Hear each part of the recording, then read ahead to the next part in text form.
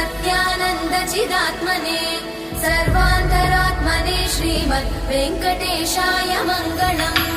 स्वतः सर्वविदे सर्वशक्तये सर्वशेषिणे सुलभाय सुशीलाय वेङ्कटेशाय मङ्गलम्। परस्मै ब्रह्मणे पूर्णकामाय परमात्मने प्रयुञ्जे परतत्त्वाय वेङ्कटेशाय मङ्गलम्।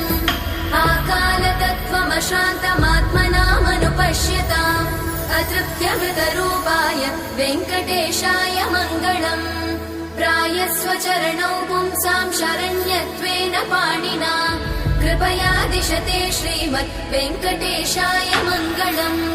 दयामृततरङ्गिण्यास्तरङ्गैरिव शीतलै अपाङ्गैः सिञ्चते विश्वं वेङ्कटेशाय मङ्गलम्। स्रग्भूषां